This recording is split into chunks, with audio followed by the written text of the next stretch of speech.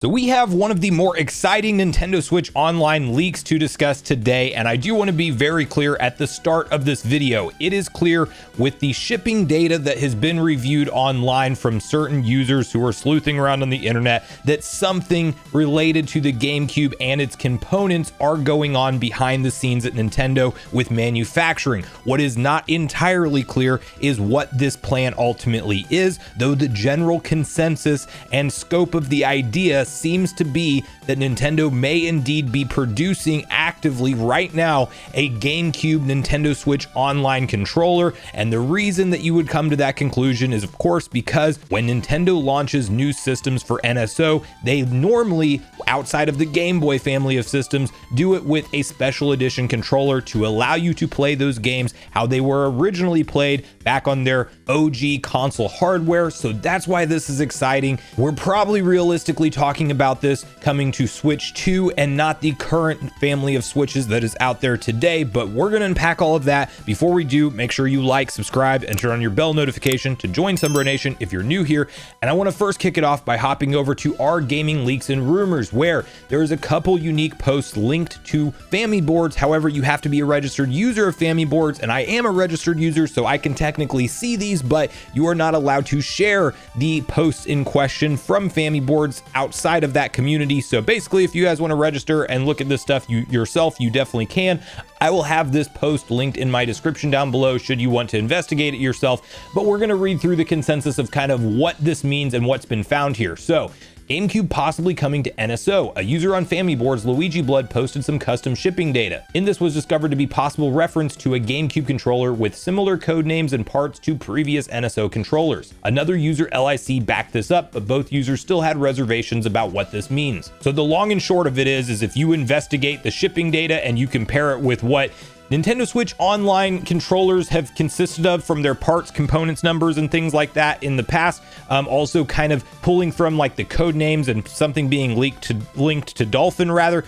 This is very much looking like, again, a general consensus, but not confirmation, that it seems like Nintendo is potentially producing GameCube controllers, wireless ones at that, behind the scenes, and you would likely suspect that to mean GameCube is coming to Nintendo Switch Online, because while there is the one-off possibility that there's going to be, let's say, a new version of Smash Bros. Ultimate upscaled to 4K with DLSS and some quality of life improvements on the next-gen console, I am less expecting Nintendo to come out and just sell a standalone wireless GameCube controller. And I think if they're reproducing it for Smash, there is some things that can be traced to wireless connectivity in this controller shipping data. So it seems like, would they just release a Smash Bros. GameCube controller? Less likely. More likely is the fact that we would get some kind of wireless $50 GameCube controller standalone for Nintendo Switch Online that, of course, you would have to order straight from their website. And again, not confirmation that it's on the way, but very promising. And as we talk about kind of the logic behind Nintendo adding GameCube into NSO next, it does make sense from a standpoint of, if Nintendo wants to launch their next-gen console and really retain a large chunk of the user base that is subscribed to NSO, potentially even creating something like a third higher price tier. Obviously, I don't want to see that, but I could see them, with the GameCube library and how expensive those games are on the used market, potentially throwing in up to like a $70 tier, and maybe they even raise the base price of NSO up to $30. Like, I can see them doing some adjustments as we walk forward into the next generation, and you're going to want to have a lot of people upgrade, retain their existing membership, or just convert over to your new NSO on the new system. And a great way to do that would be to have a heavy hitter library of games like the GameCube has to offer. Now, this might unfortunately be the way that we ultimately see Nintendo do Wind Waker and Twilight Princess on the next gen console, kind of like Ocarina of Time and Majora's Mask technically having newer, better versions, better visually, I should say, on the 3DS. Well, we still only have those games playable as part of NSO on the N64, and maybe Nintendo wants to save big title games like Wind Waker and Twilight Princess to essentially be able to enhance the value of their new tier of the service, or maybe it's just thrown into the expansion pack. But GameCube, it's a big selling point obviously for a lot of fans, and those Zelda games that were both released on GameCube would be a big selling point for people to subscribe. I am hopeful we still get the HD enhanced versions of both of those brought over as opposed to their GameCube originals, but you never know, that could be in the holster. There are plenty of other GameCube games that Nintendo could go through and add into the service.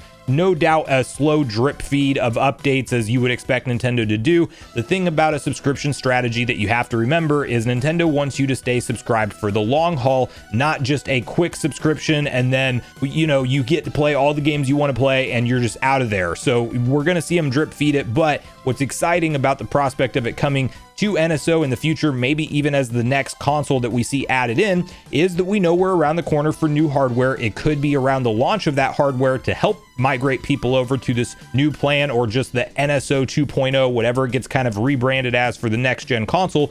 And we've already seen Nintendo communicate that they're going to roll forward the Nintendo account, which means our eShop purchases and things like NSO in theory should be intact on the next gen console, likely just running and looking better.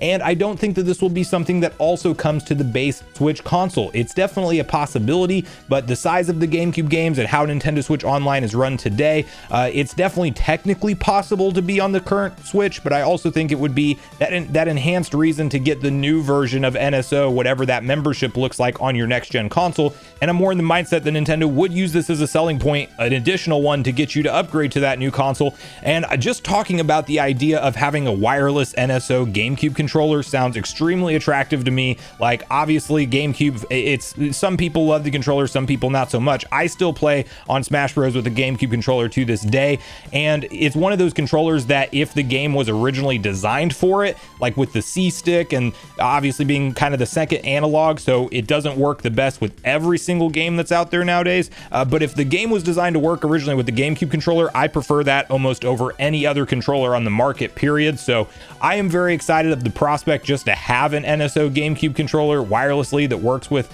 the next gen hardware, and likely, I mean, maybe it works with the current Switch as well. There could be some cross compatibility from that standpoint, but it very much looks like this is like a shipping data leak. So this is not like just, it is some speculation thrown in based off the parts, but it very much looks like Nintendo is doing something with GameCube accessory manufacturing behind the scenes right now. And the logical conclusion is that this is probably tied to NSO. Of course, we can never say anything for certain until Nintendo confirms it. And there's always the one-off possibility that Nintendo is going to do some kind of Smash Bros celebration and just release a wireless GameCube controller. And maybe that's all this is linked to, and it's not NSO related. So you have to keep that in the back of your mind, but we have an exciting library of potential games they could add in. Imagine Mario Kart Double Dash on GameCube with online play intact with all your friends. I would just absolutely love that. The Smash Bros Melee, there's still a competitive scene around that game that never went on past to anything else, to any of the newer Smash installments, just because they felt like that was the best one. Another banger title that they could bring out, even though we're still waiting on Smash 64 for